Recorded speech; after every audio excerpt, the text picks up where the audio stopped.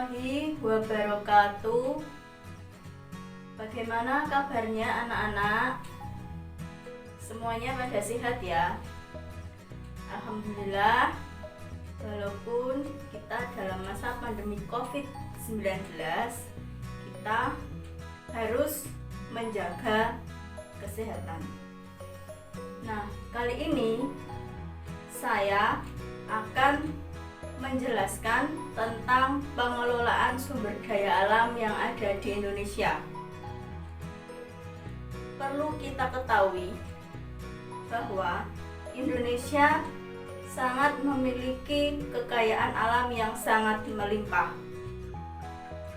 Untuk itu, di sini saya akan menampilkan video pembelajaran tentang sumber daya alam yang ada di Indonesia. Silahkan disimak videonya.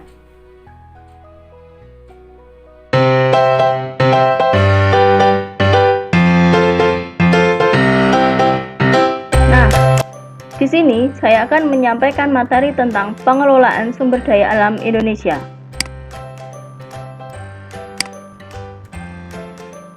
Pada pertemuan pertama, di sini, indikator atau tujuan pembelajaran adalah mengklasifikasikan sumber daya alam. Kemudian yang kedua, menganalisis potensi sumber daya alam kehutanan, pertambangan, kelautan, dan pariwisata di Indonesia. Kemudian yang ketiga, menggambarkan persebaran sumber daya alam kehutanan, pertambangan, kelautan, dan pariwisata di Indonesia. Sumber daya alam disebutkan dalam Undang-Undang Republik Indonesia Nomor 4 Tahun 1982 bahwa sumber daya adalah unsur lingkungan hidup yang terdiri atas sumber daya manusia, sumber daya alam hayati, sumber daya alam non hayati, dan sumber daya buatan. Kemudian sumber daya alam berdasarkan pemanfaatannya dibagi menjadi 3. Yang pertama, sumber daya alam materi adalah sumber daya alam yang terbentuk dari materi yang dimanfaatkan oleh manusia atau materi sumber daya alam itu sendiri. Contohnya, mineral, magnetit, hematit, limonit, siderit, dan pasir kuarsa yang dapat melebur menjadi besi atau baja yang digunakan untuk memenuhi kebutuhan manusia. Kemudian yang kedua, sumber daya energi adalah sumber daya alam yang berguna untuk menghasilkan energi. Contohnya, bahan bakar fosil. Kemudian yang ketiga, sumber daya ruang adalah tempat yang diperlukan manusia dalam hidupnya. Contohnya, makin besar kenaikan jumlah penduduk, maka sumber daya alam ruang makin sempit dan sulit diperoleh. Sumber daya alam berdasarkan pembentukannya atau sifat kelestariannya dibagi menjadi 2, yaitu sumber daya alam yang dapat diperbarui dan sumber daya alam yang tidak dapat diperbarui. Nah, sumber daya alam yang dapat diperbarui adalah sumber daya alam yang tidak akan cepat habis karena bagian-bagiannya telah terpakai dan dapat diganti dengan yang baru. Contohnya, udara, angin, tenaga air, tanah, sinar matahari, tumbuh-tumbuhan, dan hewan.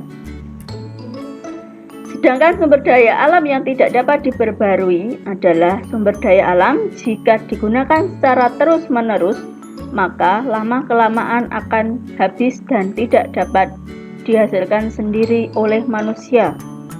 Contohnya, tambang, mineral logam, kemudian timah, besi, dan batu bara.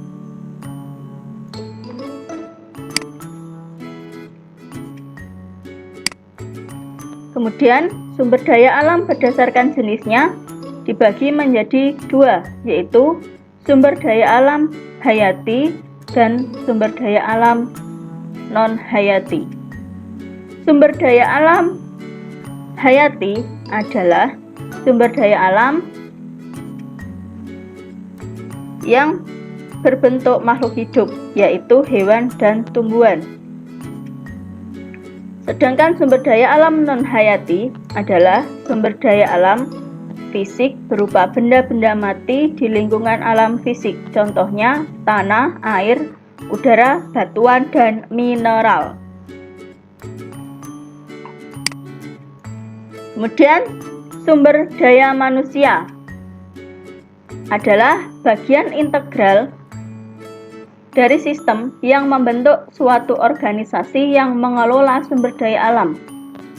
Sedangkan sumber daya buatan adalah sumber daya alam yang telah ditingkatkan daya gunanya untuk memenuhi kebutuhan manusia dan kepentingan pertahanan negara.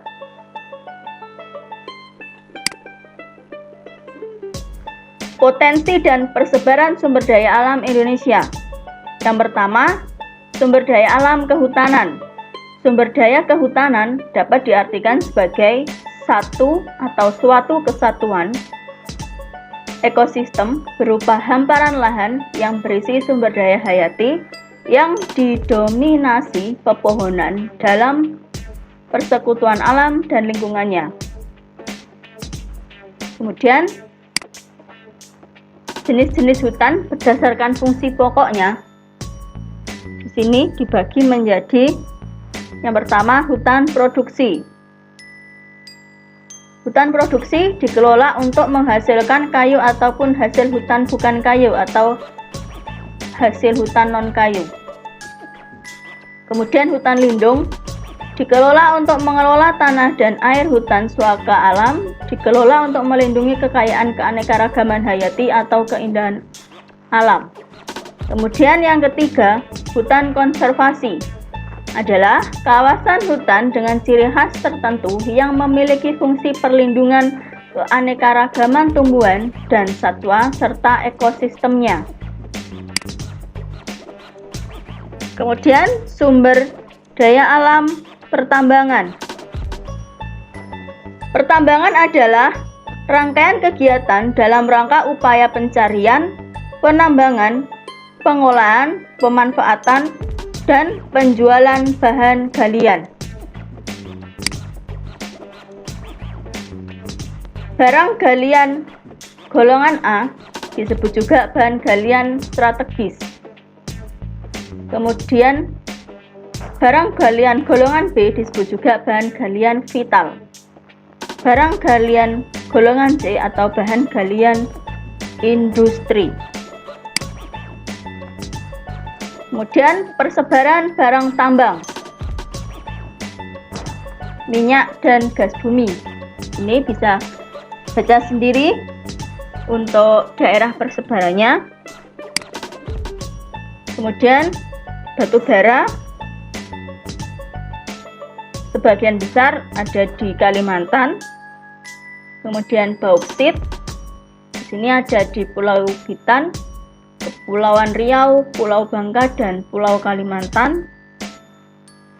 Kemudian biji besi ini juga ada di Jawa Tengah, Cilacap. Kemudian timah putih ini ada di Riau. Kemudian nikel ada di Kalimantan Barat, mangan Tasikmalaya. Nah, kegiatan penambangan di sini ada 3. Yang pertama, observasi. Merupakan kegiatan pengamatan ke daerah yang diperkirakan secara teoritis mempunyai sumber tambang.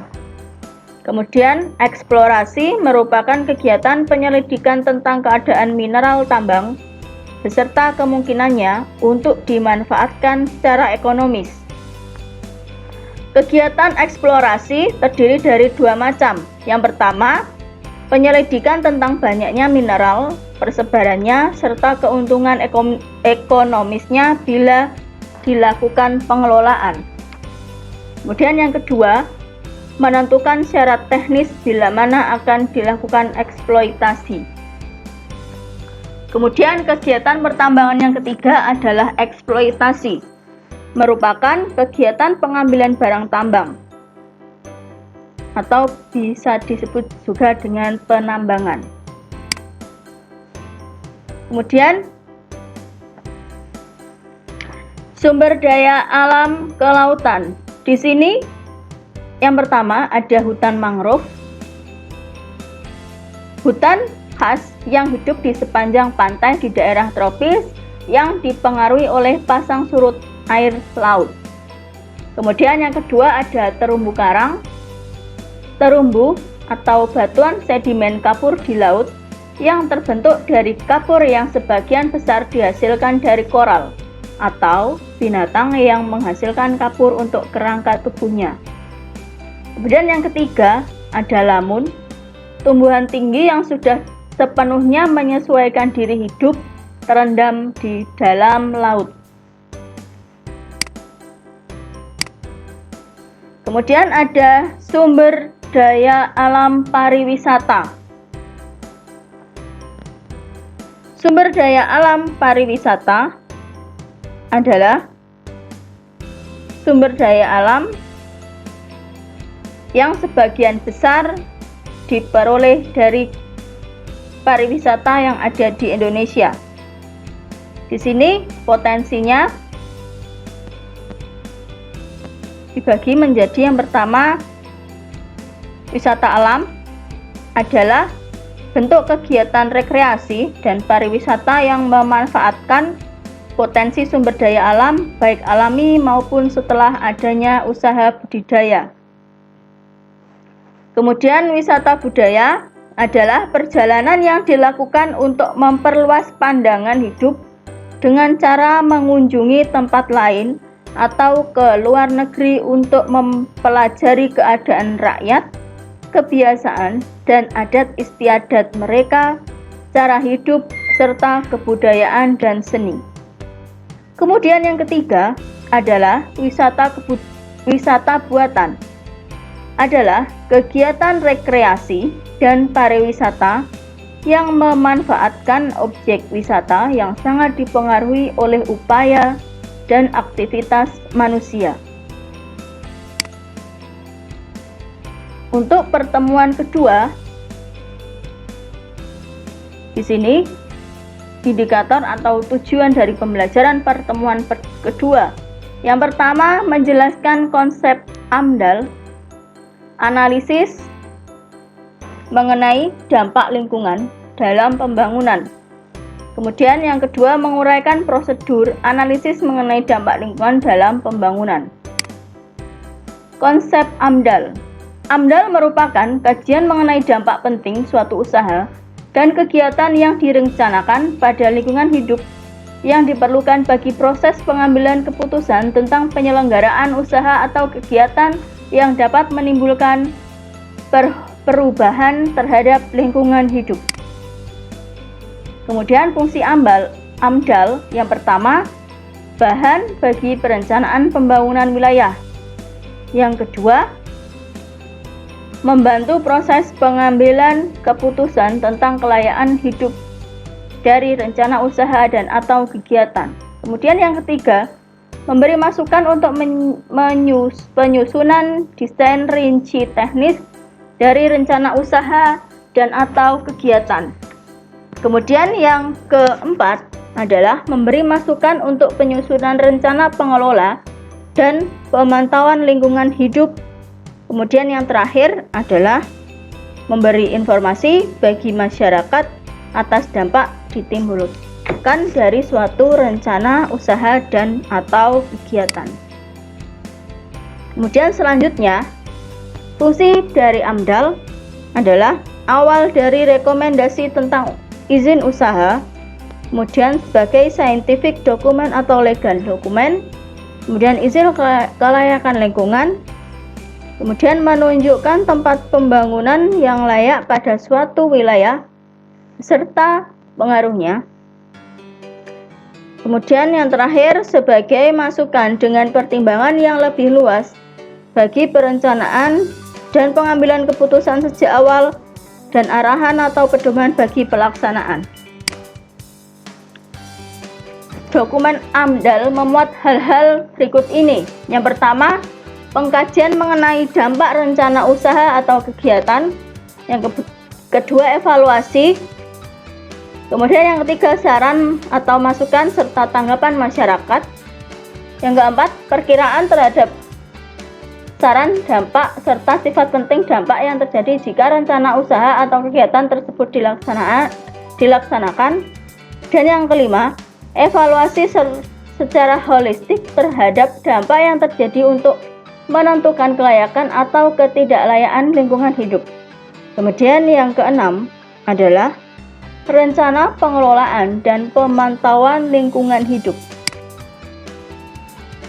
Kemudian pertemuan ketiga.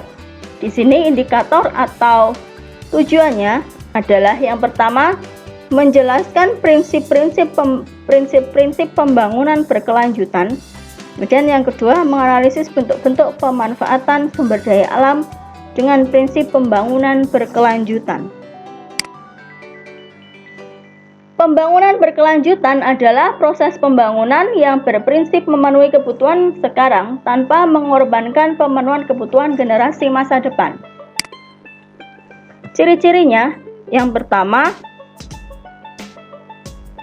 pembangunan yang dilaksanakan tidak terjadi atau mampu meminimalkan kerusakan dan pencemaran lingkungan. Yang kedua, pembangunan yang dilaksanakan memperhatikan antara lingkungan fisik dan lingkungan sosial. Kemudian, pembangunan yang dilaksanakan mampu mengendalikan pemanfaatan sumber daya. Kemudian, pembangunan yang dilakukan mendasar pada nilai-nilai kemanusiaan serta memperhatikan moral atau nilai yang dianut dalam masyarakat. Yang terakhir, pembangunan yang dilaksanakan harus memiliki sifat fundamental dan ideal serta berjangka pendek dan panjang.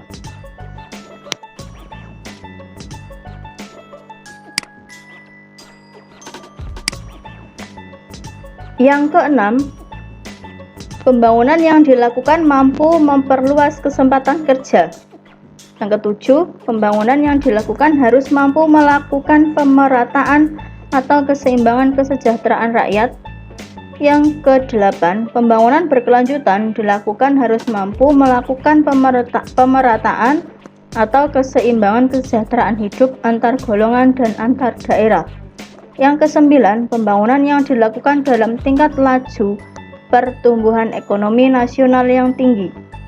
Yang terakhir, pembangunan yang dilakukan harus berpedoman selalu mempertahankan stabilitas ekonomi, politik, sosial budaya, dan keamanan nasional. Kemudian prinsip-prinsip pembangunan berkelanjutan.